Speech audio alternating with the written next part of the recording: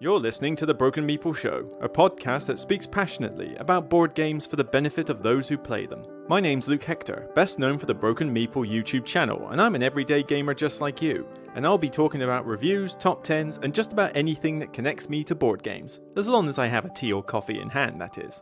So grab a cup, relax, and enjoy. And remember, it's only a game.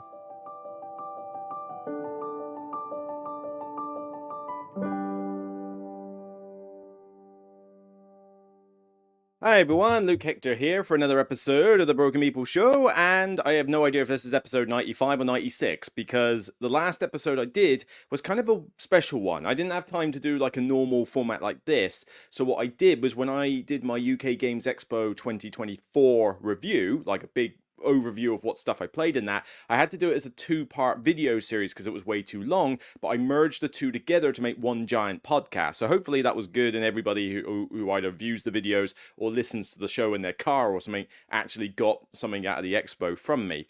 But it just meant that that was a special episode for that weekend. But we're back to normal service as of now because the Games Expo is behind us. You know, we'll have to see how that goes in the future. And convention-wise, well, I got a couple more normal ones this year, like GridCon and that, but for the most part, it's just Essen. That'll be the next one. No other ones that are planned, and even if there were, I couldn't exactly get any holiday spare for them because I've had to negotiate with work in order to get holiday approval for, you know, like unpaid leave in order to do a cruise holiday to the Arctic Circle. Yes, I'm going to do an Arctic Circle cruise coming around December time, which given how hot it is at the moment, I cannot wait for. I mean, I wish I could go there now, frankly. You know, the UK is starting its heat wave season now, where everything's just like, you know, mid-20s and like really hot when we haven't got air conditioning in our homes and stuff.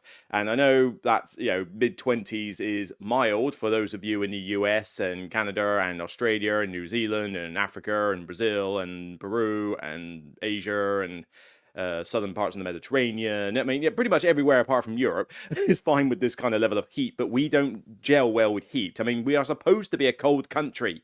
Look where we are on the globe. We shouldn't be a warm country. If anything, at most, we should be temperate, but technically we should be in the sort of coldish category, and yet we seem to be getting like, you know, Mediterranean temperatures in the summer, which is kind of ridiculous.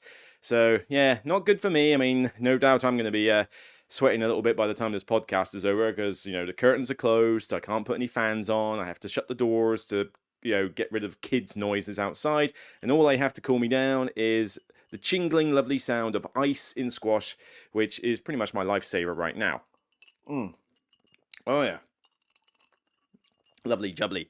But anyway, enough about the heat. So, how's things generally? Generally, yeah, pretty good. I mean, you know, games-wise, I'm getting a few games in from the expo. I'm playing some old titles I hadn't played for a while. Like yesterday, I got to play Vindication and Star Wars Outer Rim with some mates from my Southampton club, and that was good fun. You know, I haven't brought those two out in a while. And in fact, getting a rules reminder of Vindication meant that I could now, as of like yesterday night, I've got it on the table underneath this. I've got the Vindication archive box, you know, this giant monstrosity thing here that I can't even get it all on the camera. But I've got it out in front of me so that I could arrange it all, get it sorted, and also learn the rules to the Chronicles expansion, which I have still not yet tried since getting it on the Kickstarter. I just have not got round to learning the rules to it. I have now learnt the rules to it.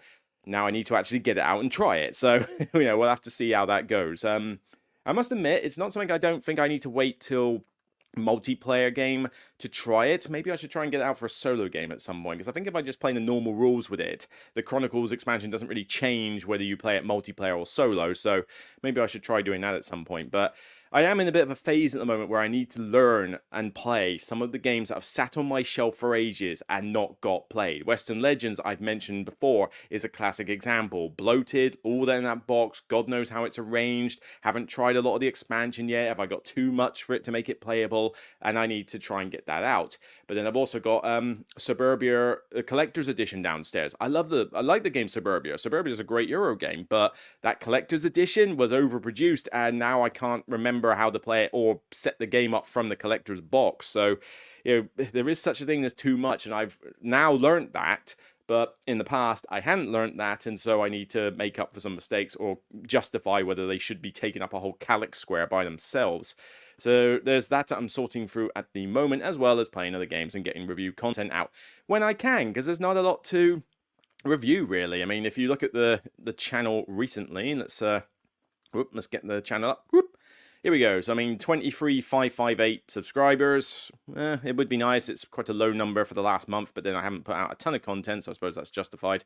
But then, the last few videos have done okay. I've done let's see, since the last podcast show, or since the last Games Expo thing, I did, not a lot, really. Not a lot. Forever Home, small little game from Birdwood Games, the guys who did Dog Park. That took a while to get any traction. Windmill Valley, that's had a little bit of traction, and so a lot of people haven't got this game yet, and very few reviews have been done of it. So good that I could sort of get in there first, really. But still, only less than 3,000 views. I'm pretty sure there's some channels out there who would get like 15,000 the second they put it out. But then the thing is, I do know that some of them use some social marketing tools, and I don't use any of those. If I did, I'd probably have the same thing. But then also I did a Rebirth First Impressions. I don't tend to do preview videos, but I get on well with the lovely people at Mighty Boards. I didn't get a chance to try it at the expo. It's a short game. I thought, you know what, I'll give this one a try. And so I gave my first impressions. It's not a preview technically because, I mean, A, the rules aren't really going to change, but B, the Kickstarter's already finished. So I'm not advertising you to go back this game.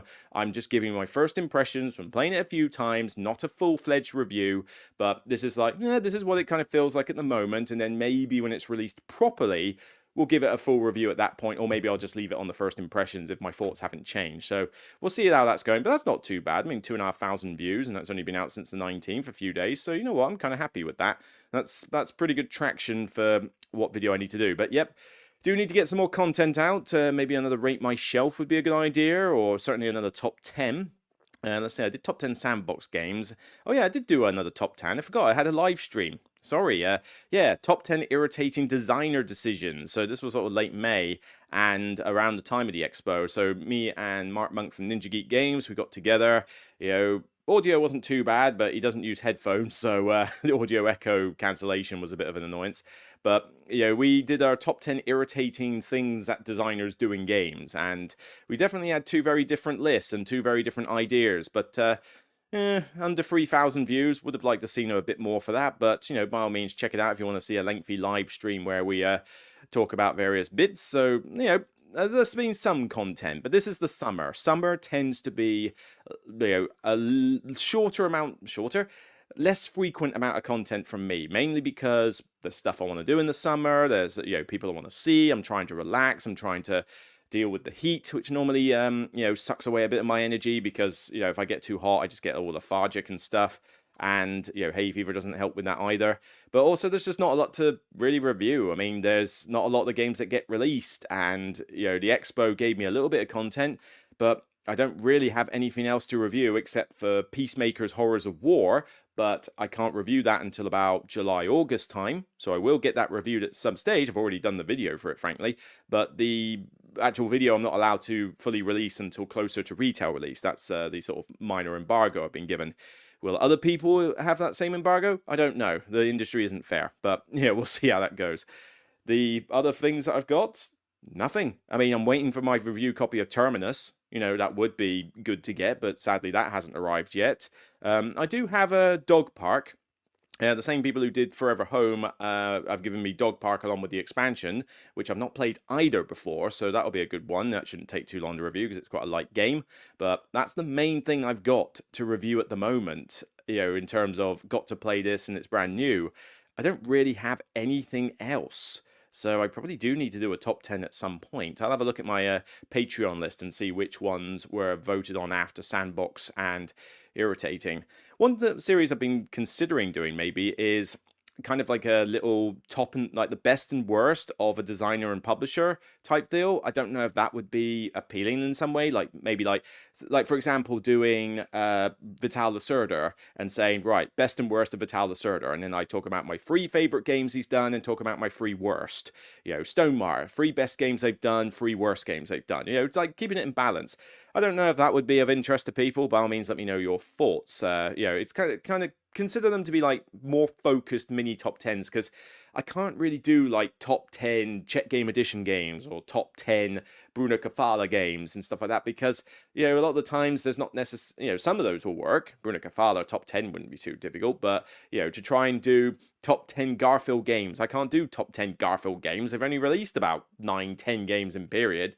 Actually, no, a few more, maybe about 12-ish. But like I say, they haven't really released that many games. To suddenly do top 10 just seems a little bit weird. Doing 10 out of 15 games tops just kind of feels like a weird top 10. And, you kind of need to do best and worst or top 10 or top 100 to get any kind of SEO tracking on this thing. If you try to do top 5 or top 7 or top weird number or something, you don't get anywhere near as much sort of like awareness on Google and stuff. It's just the way the algorithm works.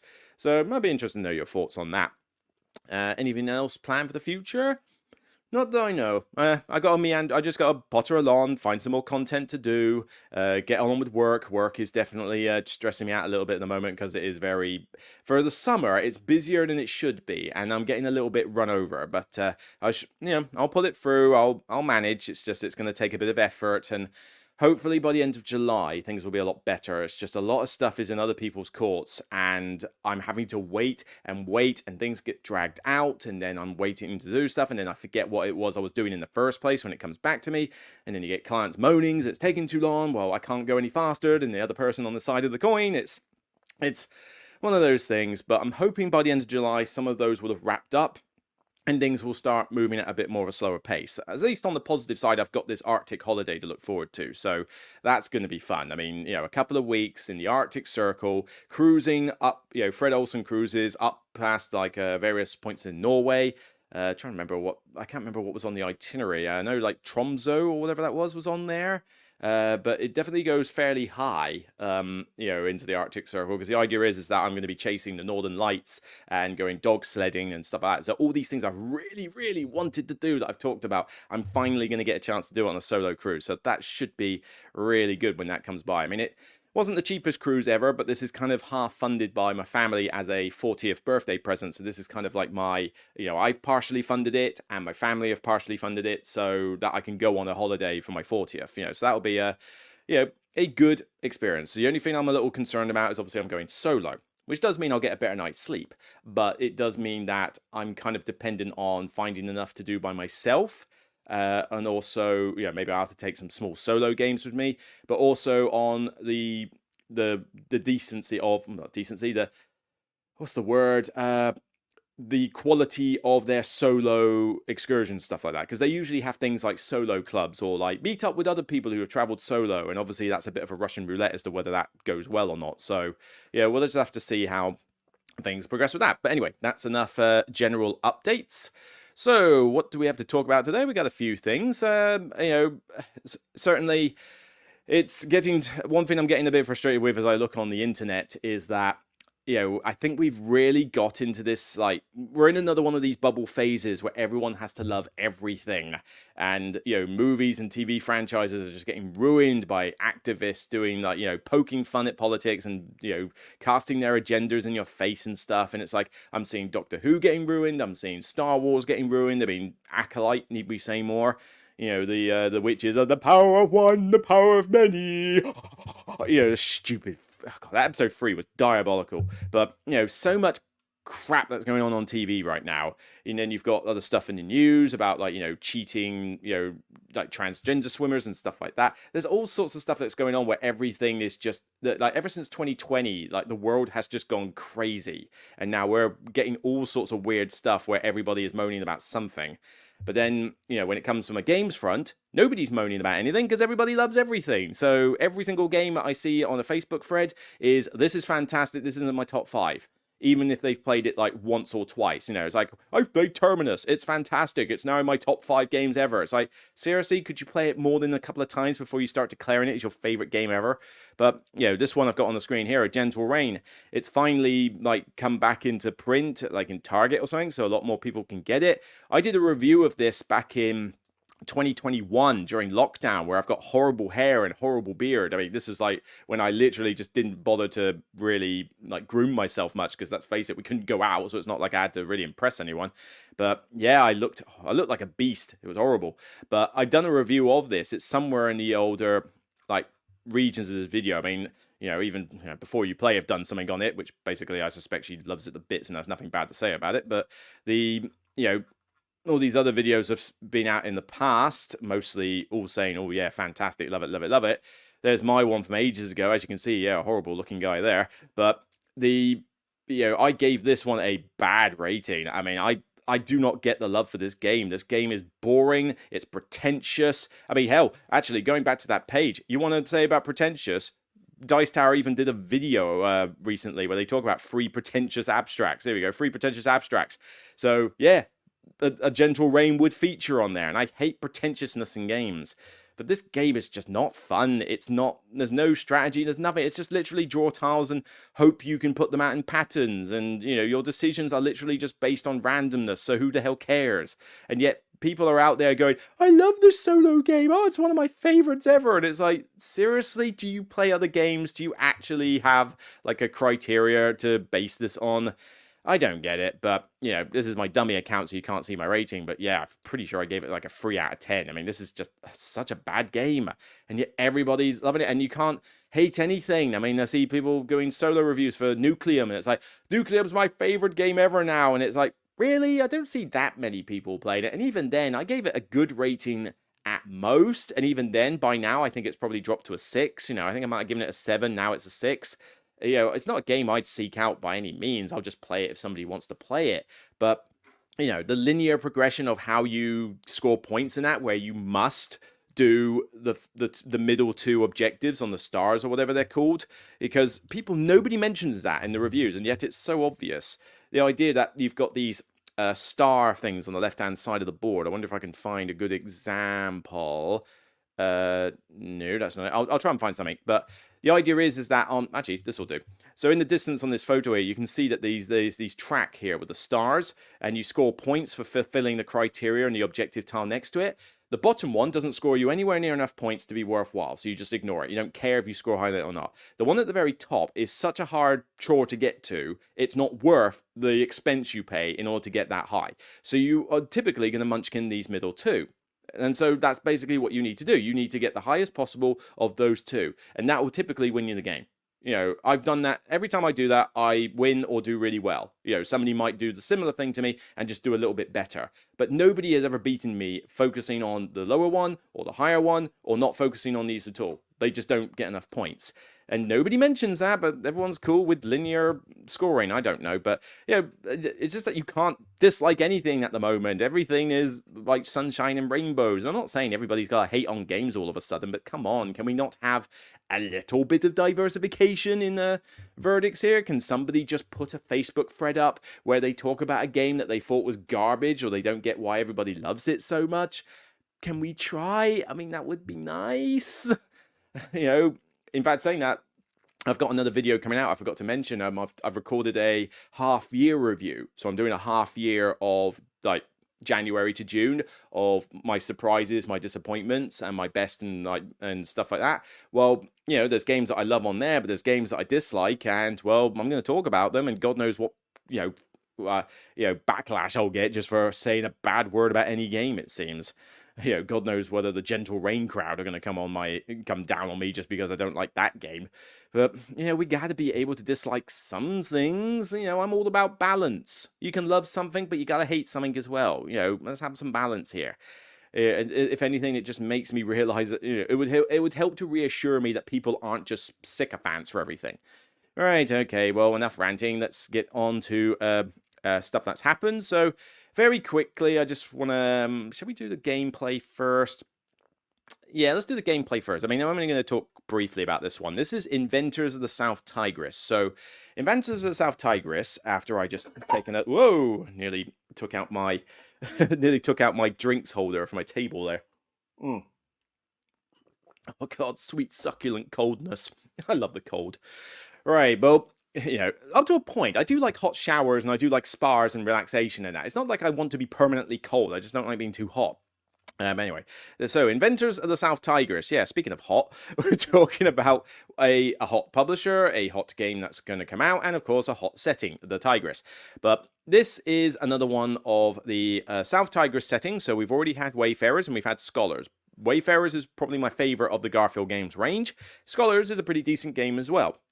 So there's 2 for 2. All the other trilogies have had a black sheep. Explorers of the North Sea. I mean, granted, Shipwrights is now improved, but Explorers is still pretty dull and boring, so that's the black sheep. Paladins, not as big a fan of as everyone else is, so Paladins is the black sheep of the West Kingdom trilogy. So I'm hoping that the South Tigris is going to be free for free and give me like 3 really solid games and all will be well. Well, Sarah Shar sort of taught me the game at the expo, so I got to play sort of a full game of this. I'm not sure, and we might have done some quick start rules, or maybe we had to fast forward a couple of bits, I can't remember.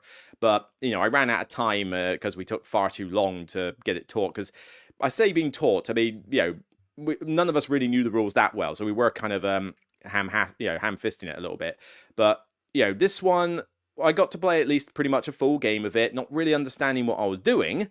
Because, and that's one of the flaws of the game, this one is definitely, I think, the most complicated game that they have put out ever. I'm not joking. I mean, more complicated than something like Hadrian's Wall and stuff.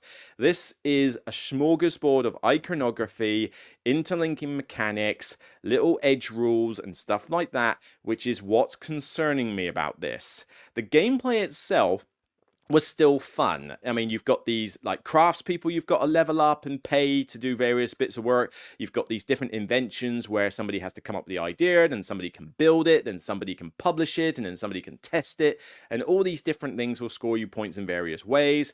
And there's definitely some micromanagement of very tight resources. There's combo building with workshops on your board. There's like getting bonuses for lining up color segments. There's endgame scoring opportunities. The theme is neither here or there. I mean, it is a very dryish theme here. So as much as the Inventions by Vital Lacerda was super dry, this one's pretty super dry as well. I dare say this is on par with the amount of theme that's in Inventions, so not a lot. But, it's a looker. It's got good artwork and, all sorts of bits going on, but maybe just a bit too much going on. This has a lot of interweaving parts and they're not the most intuitive ever. I mean, just looking at that, does that not already scream out pretty complicated? That's probably an end game scenario. Like the game's finished and this is what it looks like. But blimey, that is still a lot there. I mean, it's not like there's very little to look at early, but you've got a shipping track, you've got all those inventions I mentioned before, you've got the Meeple placements, you've got this conveyor belt thing here on the left-hand side where your workers are leveling up, you've got this bit of the board here, which is all your bonus tiles and all your workshops that you create with, crazy combo building. It's all dice again, so you put dice on spots and their values and their colors will matter for various things. There's a lot going on. I mean, look at this card for endgame scoring.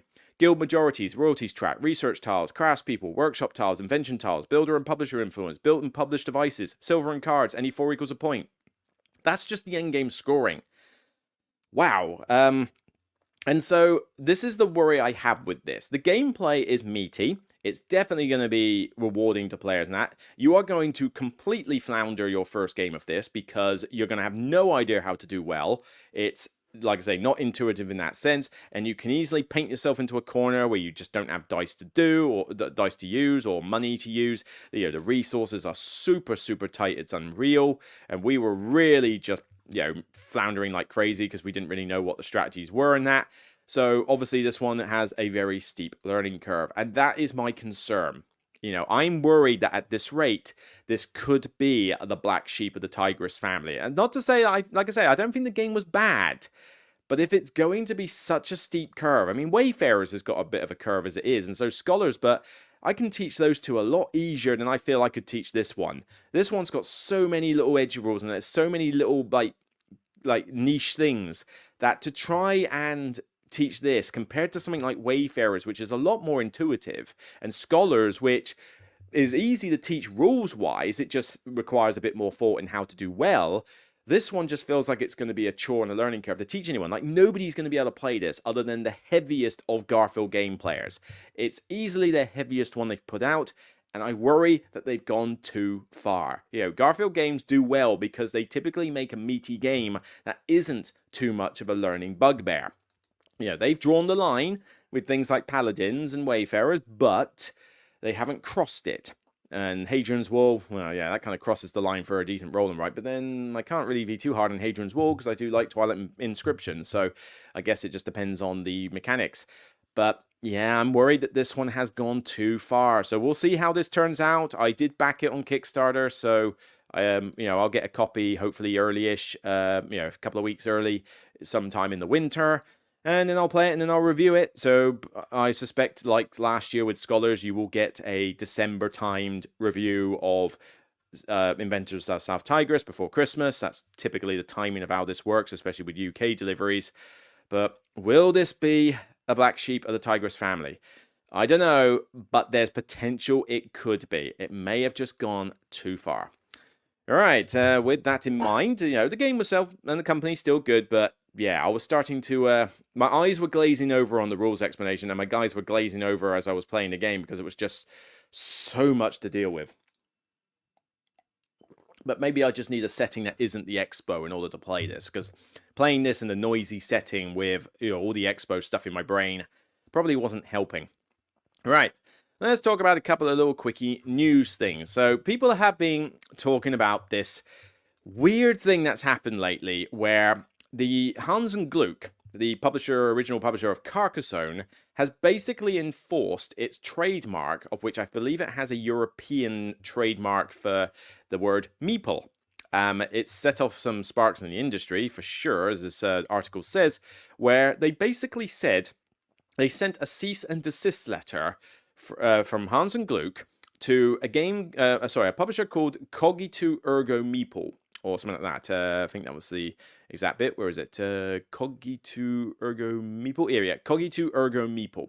It's based on a Latin phrase, I forget. But they received a cease and desist letter from Carcassonne publisher Hans and Gluck, addressed the use of its trademark on the word Meeple, because they were doing, I forget what the game was called. I think they were calling it Meeple Inc., Meeple Incorporated, which they've now had to basically say, fine, we're going to change our name and we're going to change the name of this game. So now it's called Tabletop Inc., and they're even changing their publisher name to Cotswold Games.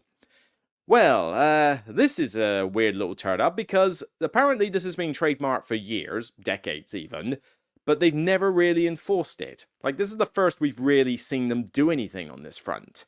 And now everybody's now contemplating whether this is going to lead to more problems where they're going to enforce this trademark. I mean, look, the industry is even considering the word Meeple as trademark is quite a surprise. Yeah, I mean, how many games have we had that use the word Meeple in a title or in a game? Meeples are used all over the place. It's just kind of weird. And this is we've had Kickstarter games and stuff like that with word Meeple used, but this is the first time that they've come at them saying, "Oh, this is a problem." They've been around. The term itself was popularized in the year 2000, ages ago. And we've had Mutant Meeples, Terror Meeple City, Meeples and Monsters. We've had all sorts of Meeple-based games. So this is now getting everybody sort of worried as to whether they're going to start coming after more publishers. And that's it. Both the word Meeple and the unique wooden shape were registered as intellectual property in the EU. So, yeah, kind of odd. Some people, I think Corey Thompson and a couple of others, have actually now tried to trademark the word in the US in response to this. So I think this is going to get a little bit ridiculous now. But people have sort of joked on Facebook as to whether this is now going to cause a problem for, people like me, for example, because I have, obviously a channel called The Broken Meeple. So people are wondering, all right, Luke, are you now going to get a cease and desist letter from, Hans and Gluck to say you can't call your channel The Broken Meeple anymore? I guarantee if they try to do that, there will be an outcry because I will make the world know of the outburst on that. And you can pretty much guarantee that this will be a boycotting of the company if they do that. But they won't. They couldn't care less. There are loads of board game channels out there, loads of the people that use the word Meeple. They're not coming after them, and even then, one thing that also is in my favor is that they've trademarked this in the EU. I operate from the UK. We're not in the EU anymore, thanks to the annoyance of Brexit.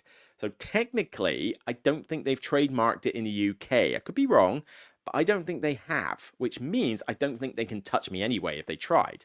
But they're just not going to. I mean, I don't know why they've come after this particular publisher out of nowhere, out of the blue. This just seems a little bit weird. But there's loads of people that use this word, loads of games that do, and if they try to go after everybody, they wouldn't be able to afford the legal expenses to do so. Not to mention, going after a publisher already causes a little bit of a stir, but they're doing it because this is a potential competitor. So they're more interested in their profit line. So they're doing this to try and get more profit. They're trying to eliminate competition and, basically enforce a trademark that they probably spent a bunch of money on and didn't really need to. They're sort of trying to justify the fact the trademark even exists. It may even be, I don't know about trademark law, but perhaps there's a rule where if you don't actively try and enforce the trademark, you lose the trademark. It's a bit like how Sony has to make a Spider-Man related movie every so often, because otherwise they lose the license to use Spider-Man. Hence they keep coming out with garbage after garbage after garbage. Madam Web. And Morbius and pretty much everything else they've done in the last few years that isn't animated. But the thing is with this, maybe there's a fact that if you leave it too long, the trademark loses all value or becomes public domain after a while. I don't know. Maybe there is. I'm not a trademark expert, but the main thing with this is that I don't think they're going to come after content creators, because if we use the word Meeple, what does it matter to them? It's not affecting their profit. I mean, we content creators are basically cheap advertising for all publishers. I mean, that's basically the long and short of it. We get review copies of games and we do reviews and we get the hype drawn about some games, but at the end of the day, we're cheap advertising. You pay advertising agencies normally. It costs an absolute packet. I do accounts for companies, okay? This is what I do. I do accounts. I do tax for companies. So I see a lot of accounts. I see advertising costs from companies. They skyrocket out of proportions at times, okay? So, a publisher doing proper advertising has to spend a ton of money. Giving somebody a review copy of even the deluxe version of a game, like a $250 pledge for a complete full-in package of a Kickstarter game, is absolute peanuts compared to what you would pay for normal advertising. So it is such cheap advertising. We are basically, what's the word? I mean, we're not flogged, scalped. Maybe, I don't know, but basically we're taken for granted. We do a lot for them. We save them a lot of money, and they're not always receptive on it. But some are, and they're the good ones. But the thing is that why would they care about a content creator? We're not making them lose any money, and if they were to take the trademark off us or the name off us, how would they gain any money? Also, publishers don't want to pay the legal costs and the expenses and stuff. They don't want to hurt their profits. So they're just like, fine, it's a bit of a pain, but we'll do it. It's easier this way. Content creators won't be able to afford to defend themselves, so they would naturally have to just change their name, which, given that I've just bought a bunch of polo shirts with this logo on it and only recently changed the logo format a couple of years ago, that would be a pain if I had to change my name. But the fact is, why would they care? If they go after content creators, the outcry would be insane because publishers aren't as vocal as content creators. You want to try and piss off the YouTube community where you go after 50 creators who use the word Meeple. Can you imagine the backlash? The social media spread? It would go viral before you realize it, and everybody would be boycotting the actual company. So there is definitely it's definitely not a good idea if they started doing it. So I feel pretty safe. It's not to say that it's 100% certain they won't, but I just can't see the logistical, practical, or logical reason why they would bother. So I think I'm pretty safe. And certainly I'm going to continue as if I'm pretty safe.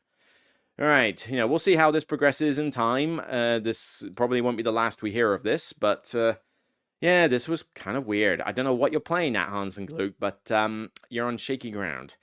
All right, very briefly, we'll talk about the Spiel Des Jahres nominations. And I say briefly because, frankly, there's not a lot to talk about. Year on year, these get nominated, and every year it seems to be getting worse and worse in terms of what gets nominated. This, I think, is probably the most boring year I have seen for the Spiel des Jahres. Seriously, did we run out of ideas? Or was the last year just so bad for board games that we literally couldn't come up with any better titles? I mean, this is the Spiel des Jahres nominations, right? In the footsteps of Darwin. Okay, did anybody play this game and like it? Very few people have played it. I don't see much call for it, and yet somehow this is nominated for Game of the Year. I do not think so. Captain Flip. Never even heard of this game. Actually, do these go to... they don't go to Board Game Geek, and sadly this is in German. I don't know why it's not auto-translating, but I mean, this looks like a kids game, so I suppose let's actually look at this. Captain Flip was another nomination. Has anybody heard of this game? Hoist your flag, recruit a colourful crew, and earn as many gold coins as you can. Okay, so what is it? It is a game of obvious simplicity explained in less time than a cannonball shot. On your turn, draw a tile from the bag. You like it, keep it. You don't like it, flip it, then place it on your board to form your crew. So it's basically a tile flipping game. Okay? I mean, it looks like something made for kids because it looks very simplistic. I mean, I guess that's what the Spiel Des Jahres is trying to be, but has anybody heard of this game? Never heard of it before the Spiel Des Jahres was announced, and all of a sudden it's now a nomination for Game of the Year. And then Sky Team. Now, honestly, I don't know much about Sky Team. A lot of people are saying good things about it. I personally have not played it, and I probably have no intention of playing it because I believe, if I'm correct, it's a two-player only game. Now, maybe you can play it solo, I don't know, but it does say exclusively for 2 players, so I'm going to assume no, but maybe you could play two-handed, I don't know. But I've never played this game because I've got no room for a 2-player only game, and as I say, I can't see anybody that I trust that's... I don't know, let's have a look. Let's have a look at all the videos, so see all videos. Anybody I can get behind? Let's see. Nope. Nope. Nope. Anybody? No, nobody I tend to watch. Yeah, nobody I tend to watch has done anything on this. Yeah, I mean, a lot of these are European creators, so I never watch them, obviously, because I can't speak the language. But I'm not, I can't. If I can't translate, I'm not going to watch it. But yeah, pretty much. I suppose yeah, Game Boy Geek I could give a watch. I could give them a watch, but yeah, it's the same people doing these videos. I mean, there's a lot more content creators out there, but I'm just not seeing the videos on there. But yeah, I don't see it, so I can't really get an objective opinion on this yet. I'll have to maybe ask some people I know, see if they've played it. But is this game any good? I don't know. It's a quarter of an hour game. It's pretty much a 2-player only game. I don't know if it's any good. I'm hearing good stuff though, so at least this one is at least getting some buzz, although these components look pretty rubbish. I don't like these little white cheese slices or whatever they are at all, but the theme sounds cool, and maybe it is a sweet game. I don't know. It probably does need a component upgrade, but this could be a good fun theme, and it could be a fun game. This is probably the one that I suspect will probably stand a good chance, or be the one in the nominations that I would actually give a try.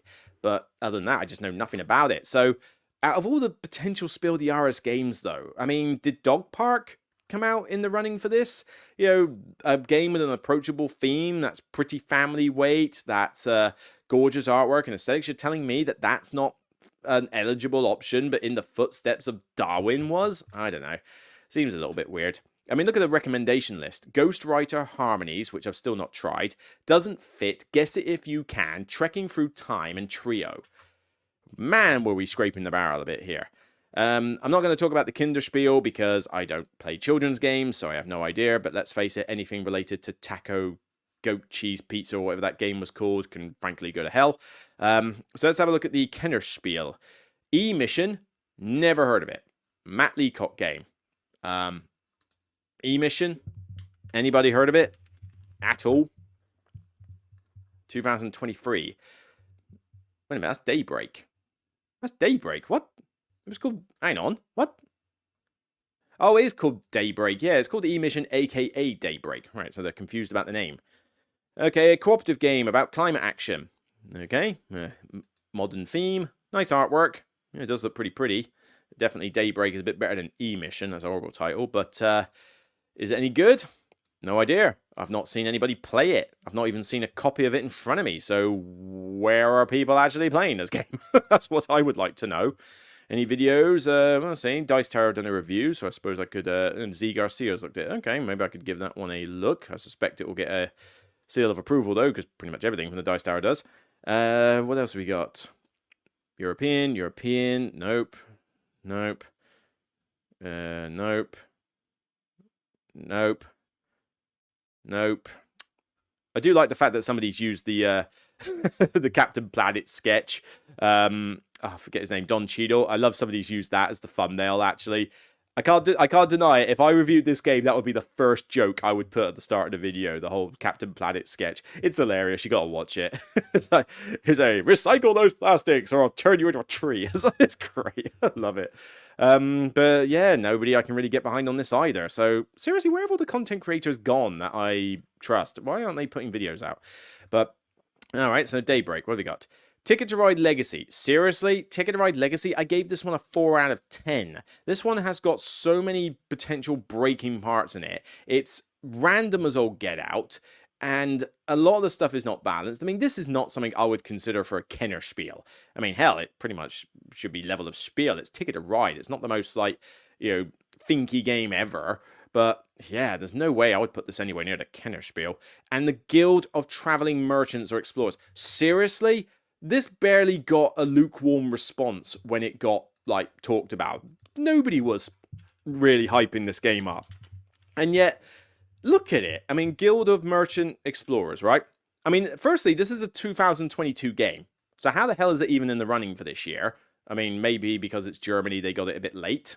That's the only reason I can think of. But seriously, that does seem a little bit weird. But this one, the most beige-ish, like, driest Euro game ever. I mean, it's already got the most boring title in the world, the Guild of Merchant Explorers. Seriously? Remember the comedy sketch on the IT Crowd where they do their board game channel and they talk about really boring sounding games?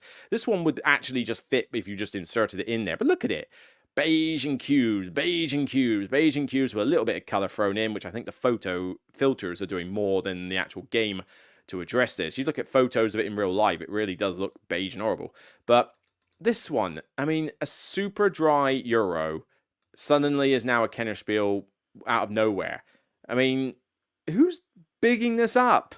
I've not seen anybody talk about this game that highly, but then all of a sudden a couple of people have mentioned it, and now suddenly it's like, oh, the best thing ever. I don't even remember the Dice Tower review giving it that particularly high. I'm sure it got a seal of approval, because that's what they all do, but I don't know. But this is what I'm getting at here. This is the most, like, underwhelming set of games I've seen for the Spiel des Jahres yet. Like, I really honestly could not care which one wins each one. I would probably want to try Daybreak out of the Kenner Spiel more. I really don't want to see the... I mean, I can't really say hate on the Guild of Traveling Merchants, but just looking at it, it just seems it's going to be boring for me. But I really do not want to see Ticket to Ride Legacy win this. No way. I'll have a fit if they do. Never care about the children's one, and I just don't care about anything in the Spiel des Jahres category. There's nothing here. I've just got no interest in these awards this year. And at least in previous years, there was something I was rooting for, but here I'm not rooting for anything. I'm rooting for stuff not to win. That's not what you want from an award ceremony. Hell, the Golden Geek Awards gave me more to look forward to than this. Absolute crazy. So yeah, we'll see how this goes, but yeah, don't expect me to go too much on the results when they come through, because I just honestly don't care. Right. Let's talk a little bit about, not Inventors of South Tigris again. We'll talk briefly about a little topic which has come up, which was an interesting response I've had to some reviews I've done lately, where basically, when I talk about the balance of certain things in games, or the, like, how some games feel a bit more punishing, or it's a runaway leader issue particularly, a response tends to come back where defenders of such a game refer to the idea that other players should be doing more active things to stop that player. Now, essentially what that's getting at is similar to a term we call hate drafting. Now, that is specific to a drafting game, but basically it can apply to other mechanics as well. The idea being that players should be actively doing stuff or taking cards or taking spots to stop other players doing whatever it is they're doing for their engine. Now, there is some truth to that, but talking about it from a practical standpoint, how often do you actually see it being done? remember who you're playing this with. You're playing with Eurogame players. Eurogame players are the sort of people who don't really care about multiplayer interaction. They're doing their own puzzle, they're seeing if they can do their puzzle better than another player, which is why some games that are just bone dry, abstracted Euros with no interaction at all can be super popular because they just don't care. They're playing Trajan, and they're not fussed about what the other players are doing in the minigames, because frankly, they're doing their own minigames. And this is where I kind of stand on this argument. I don't think you can use that as a defense, because take drafting, for example. Euro game hate drafting. So I'm going to, Terraforming Mars, Sushi Go, Seven Wonders, where you are taking cards actively to block other players. Now, people tried to defend, what was it called? Oh, the one where you had multicolored cards, and it was meant to be a rival to Seven Wonders. Oh, it's so dull, I can't remember what it was called now. You had cards that you could play for basic effects, but you could also discard them for resources. It had the things in the middle where you got resources from. I can't remember what it was called. A French publisher made it. It was a really popular drafting game, but whatever, I can't remember. I'm sure somebody will point it out in the comments, but as I say, that game, people said, well, why didn't you take the card that they want? Well, given that you can do pretty much anything with any card to get a resource, taking the card from them isn't really going to make a difference. But then, let's take something like Seven Wonders. So, one of the things that people have a problem with is that if you let somebody get all the science, they're likely to win. Because, science can be pretty powerful. So they'll say, well, you should have stopped them getting all the science. Why me? Why do I have to do it? There's more than just me in this game here. But the thing is, in order for the idea of hate drafting, or I don't know, hate blocking, or whatever you want to call the term, in order for that to work in a Euro game, everybody needs to be on the same page. And that never happens in a Euro game. Stop one person getting all the science. Well, that's fine. When I pass in the direction, if I can, I'll stop them getting all the science. But I've got to think about my own engine as well. And most of the time, if you stop somebody getting a bunch of points, you're messing up your own game. But because other players aren't on the same page as you and they're just doing their own thing, you actively stopping that player is weakening your own position, weakening theirs, but then you're just strengthening the other two. So where's your incentive to stop them? But I played a game of Seven Wonders with 3 friends the other week, and no, the other day actually, a few days ago, and one person beat me purely because they were sat opposite me. It was a 4-player game. The 2 neighbors I had kept giving them the cards they needed, but also the person next to me in the last round gave them the 3 best guilds they could possibly ask for. Like, they scored about 30-something points from the guilds. You could see a mile away that those guilds would give him those many points.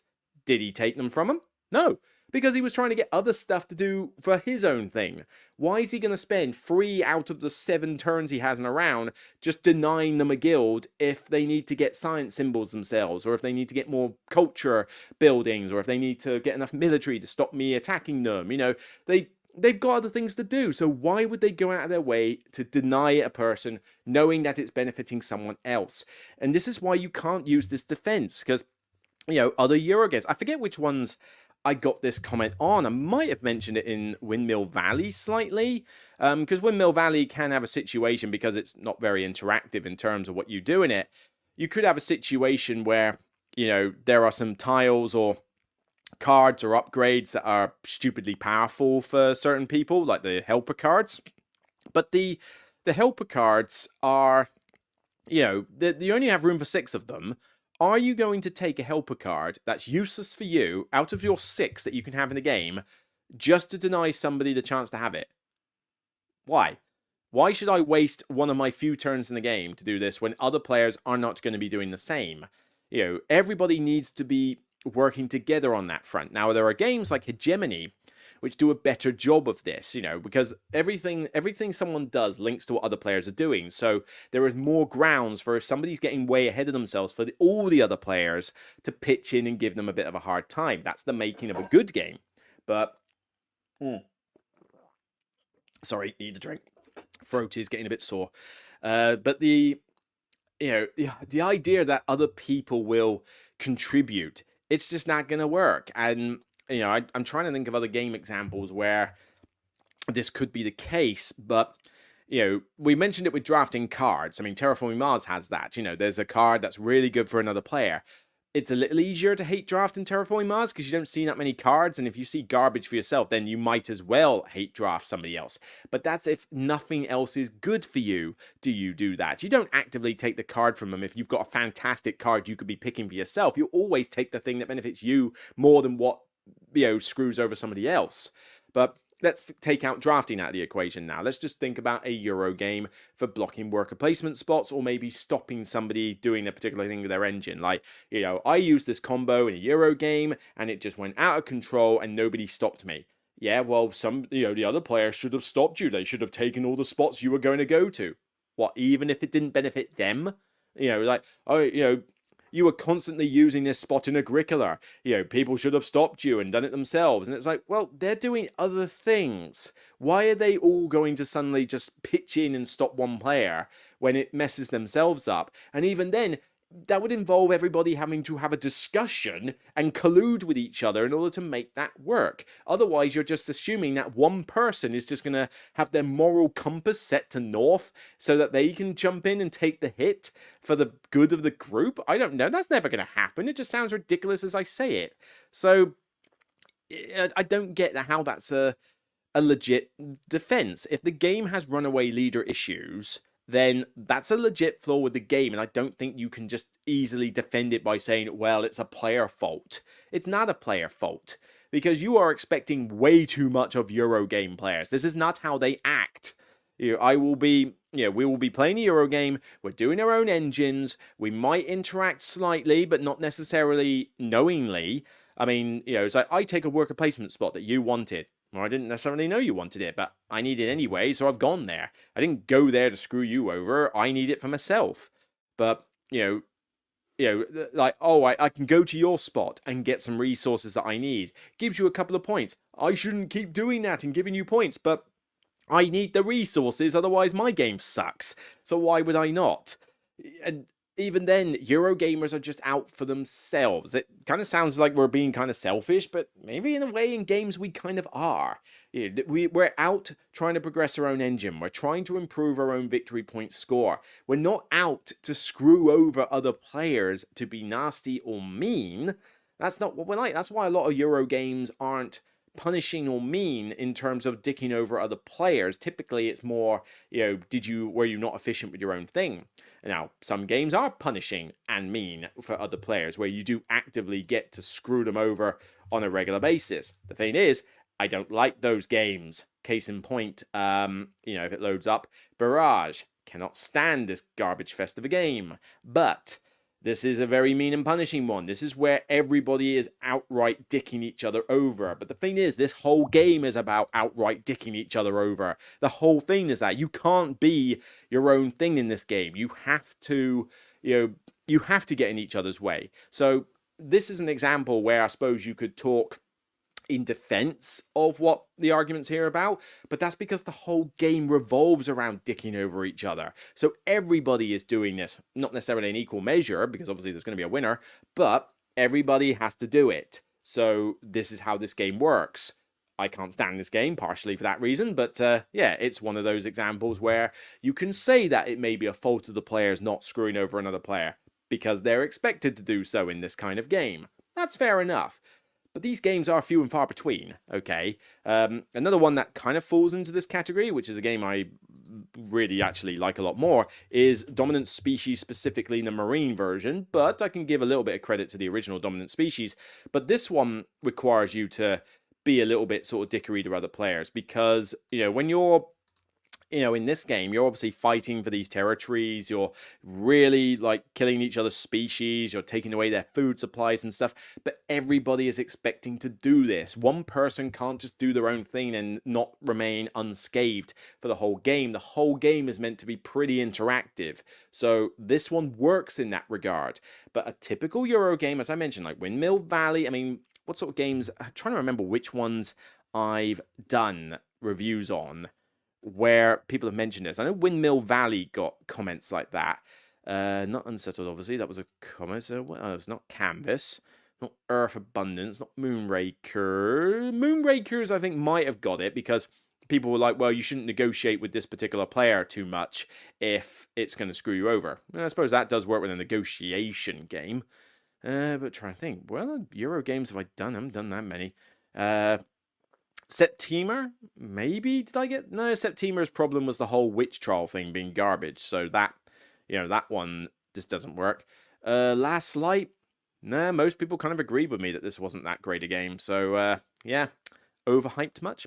Let's see, World Wonders, that could be an example because you could get somebody always get the stuff they want, but given how tight the stuff is in selection for the pieces you want, you haven't got time to deny somebody what they want when you clearly need to focus on your own thing.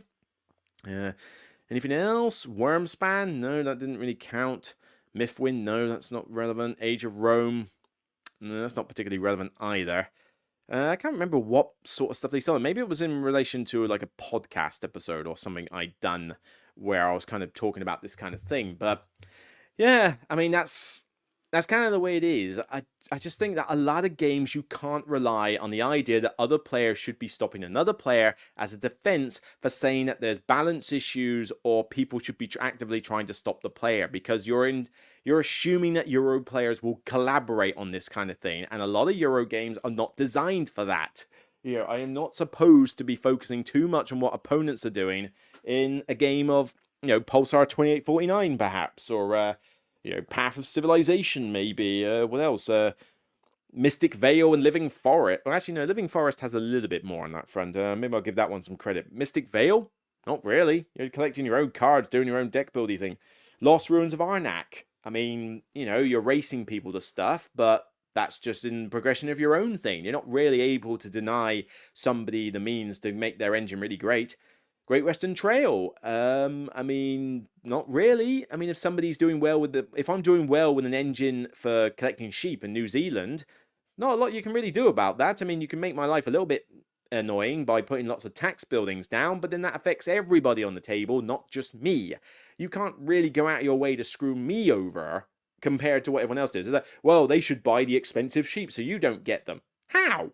If they're not following a shepherd strategy, how are they going to afford the big sheep? Why would they go out of their way to pay $12 to get one, assuming they're even allowed to, with the amount of shepherds they've got, to deny me? It doesn't work. This whole defense does not work. So, that's kind of like just some thoughts I had. I'd be interested to know what you have to say. I mean, we've already mentioned games where the dickery of everybody is expected. So Dominant Species and Barrage. I'm sure there's more examples of this. Food Chain Magnate could probably fit in that category. Voidfall, no, I don't think Voidfall would fall in that category, because the thing is, I tend to win Voidfall by just turtling and sitting in my own little corner and doing an eco game, and that tends to win Voidfall for me because everybody else is too busy trying to faff around and shoot at each other and do stuff with all the spaceship battles, and I'm just like, who cares? Just sit back here with a big economy and just make points that way and don't get much corruption. I'm good. So all works well for me. But, people might say, well, somebody should come and attack you and make certain that you can't turtle up in Voidfall. What, one person? And what, are you expecting all the other 3 players to launch a combined assault on me when I'm doing an eco thing? No! They're going to do their own thing. So, it doesn't work in that. Maybe Voidfall was one of the ones I was commented on, actually. But, I digress. So, what are your guys' thoughts? I mean, do you actively hate draft or, hate take or whatever you want? I don't know what the term would be if it's not hate drafting, but do you actively try and block other players knowing that it likely won't help you much, but it's more to screw them over? Is that sort of what you do in Euro, like mostly multiplayer solitaire Euro games? Is that kind of how you operate? Do you hate draft a lot in card games or like Seven Wonders and that? Or do you actively just concentrate on your own stuff? Interested to know your thoughts and see how that goes. Right, my throat is getting very dry, quite sore, not because my throat has problems, but because I haven't drunk enough of this. It keeps sticking to my cup holder, so all I'm doing is just constantly ripping that out of the socket, but mainly because I haven't drunk enough of this, and it's a hot day, so my throat is drying out quicker. But I got stuff to do. I'm going to sort out all this Vindication stuff. I'm going to have a little look at that Suburbia things I mentioned before. I'm going to tidy up my sleeves. I've got a box full of spares and sleeves. I've bought some more, so I need to organize that a bit more. I need to go to the gym. I need to go shopping. I got a bit of extra time today because we're not playing Valheim tonight with the mates because the hosts are on holiday. But yeah, so that gives me a good 3-4 hours to do other things. I suppose I got to watch Demon Slayer later on. Yeah, so there is that. But Yeah, I've got a lot to sort out today, so not the most relaxing day of all, but hopefully a productive one nonetheless. And I've still got to obviously edit and get this one out. So no rest for the underdogs of the industry, eh? So that's it from me on this episode of The Broken Meeple. I'll see you on the next show. Don't forget to like and subscribe. Don't forget to share it out on social media if you can. Let me know your comments. Let's get this discussion started. And until next time, I'll see you soon. And regardless of whether you consider the word Meeple to be like something worth trademarked or not, it's still only a game. So I'm still the Broken Meeple, and I hope to be for a long while yet. Take care, and bye for now.